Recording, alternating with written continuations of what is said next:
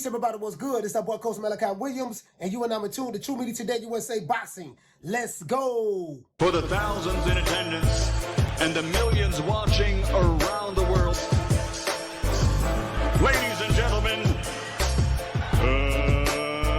let's get ready to rumble! All right, everybody, check this out.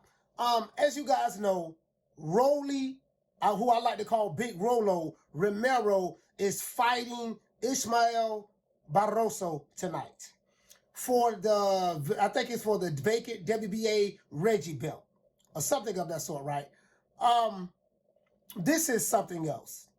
Rolly Romero, the same guy that got knocked out by Tank Davis at 135, his first fight at 140, he is going to have bragging rights, say, I'm a champion. I'm a champion. I move up and I fought somebody, I'm a champion. You can't make this shit up.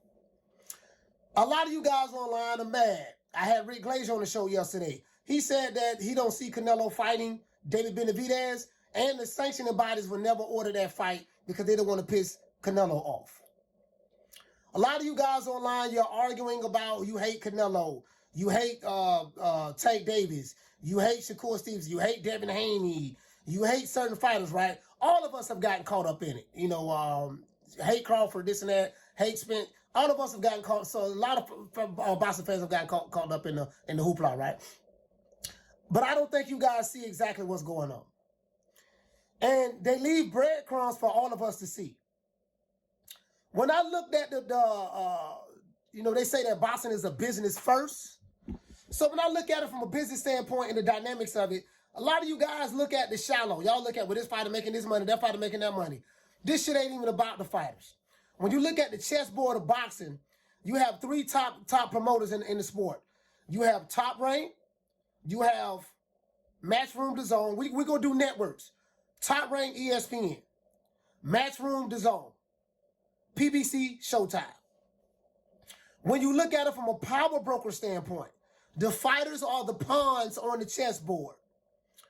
The PBC currently controls. I'm just going to talk about the division that I see that they control, meaning that they have most of the belts. They control the junior middleweight division. Jamel Charlo is the undisputed junior middleweight champion, and he fights all in-house fights. All the fights that he's had thus far has been PBC fighters. That's how he was able to come undisputed. They also control most of the welterweight division. Most of the top welterweights, they own and Wrestling and Cressy out the door. Errol Spence will beat them all, are with the PBC. Errol Spence has 3 belts over there. There's one belt that they don't have. You get what I'm saying? But that guy's not a PBC fighter. That's why we haven't seen that fight between Spence and Crawford. Has nothing to do with Spence and Crawford. It's Al Heyman. And Top Rank controls the 135-pound division. Top Rank has all of the belts at 135. Top Rank also have the belts. They have the main heavyweight, Tyson Fury, you know, with Frank Warren, right?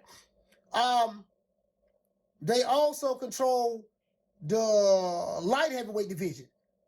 Beterbiev has 3 of the 4 belts.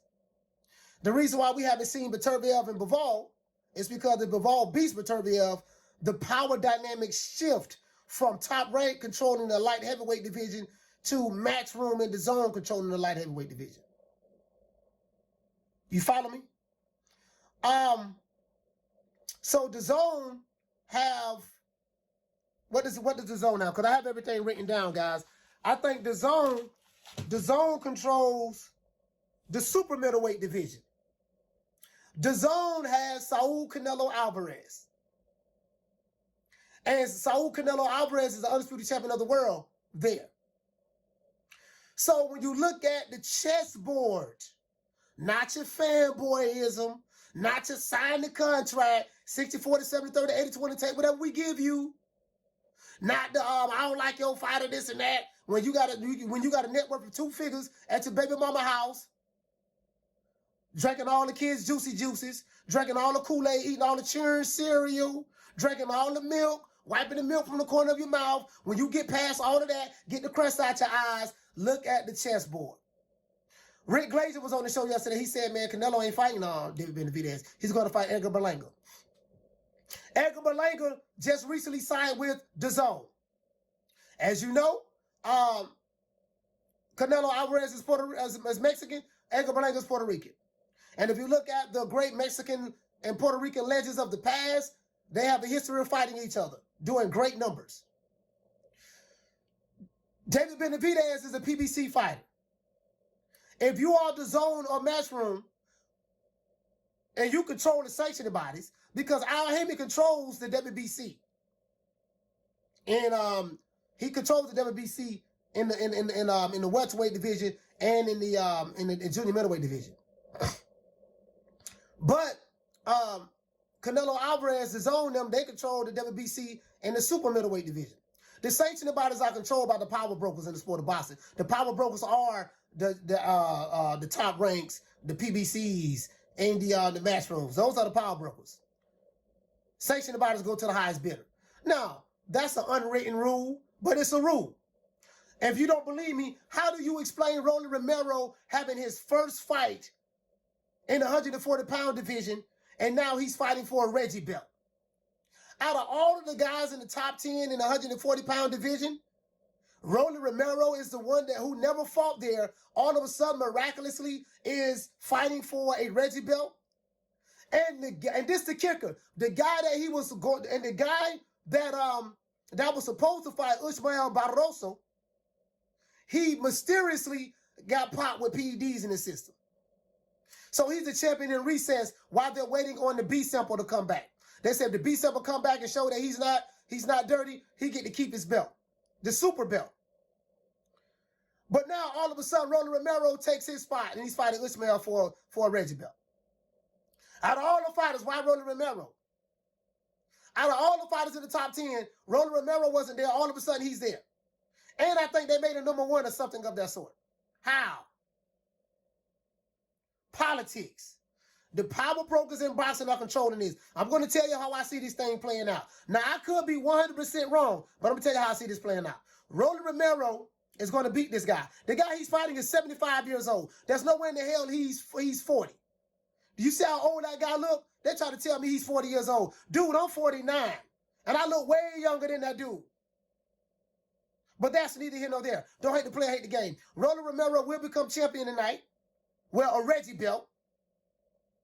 And then after he becomes the Reggie belt champ, he's going to brag and say, yeah, I'm a champion. I'm a champion. And he's already saying that he wants to fight Ryan Garcia.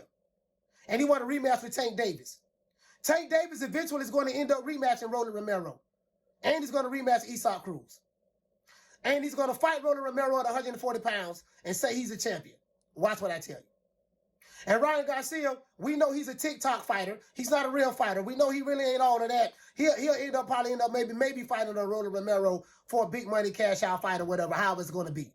That's not going to be as big as Tank Davis. But I think Ryan Garcia been exposed as a fraud, by Tank. Everybody know what time it is, what everybody's been saying. Ed Reynoso came out and said that Ryan is the hardest person he's ever tried to train. He's not focused. He's focused on TikTok, Instagram, doing body shot challenges. He's not a real fighter. He's a fighter turned social media personality, social media character, and that's what he is.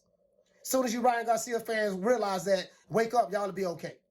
But that's what's going on. When you look at the power dynamics of the sport, one promotional company controls the welterweight division and the junior middleweight division. That's the PBC. Another promotional company controls the super middleweight division. That's Matchroom and DAZN. These are networks and promotional companies. I'm combining the two together. And another promotional company and network controls the lightweight division, and they control the what else I said? Lightweight division and lightweight division and 175-pound division. Because Top Rank controls 175, they have 3 of the belts, and they have all of the belts at 135. PBC have the junior middleweight division, and they have the welterweight division for the most part, and DAZN have the super middleweight division. And the super middleweight division, Canelo Alvarez is the cash cow in the sport of boxing. He's the face of boxing in North America. He's that guy. That's why everybody in the PBC wants to fight him. Why would DAZN and Matchroom risk Canelo fighting David Benavidez and potentially losing, especially since everyone is saying he's been slipping his past 3 fights? If Canelo loses to David Benavidez, the power dynamic shift to the PBC. They control all of the belts. If that was to happen. Do you follow me? This ain't no conspiracy. It's right here in front of your eyes. This is what's going on. And this is why you have Romero fighting for the Reggie belt tonight. A guy who can't box a league. You guys let me know if you think I'm far-fetched in my analysis. I plan on going live tonight for this fight. I don't know yet. I haven't made my mind up. I'm kind of like changing my mind on it.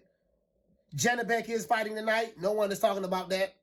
He ain't got a fan base at all. Can't speak English, so it is what it is. But I see you guys. Hate, like, share, subscribe to the channel.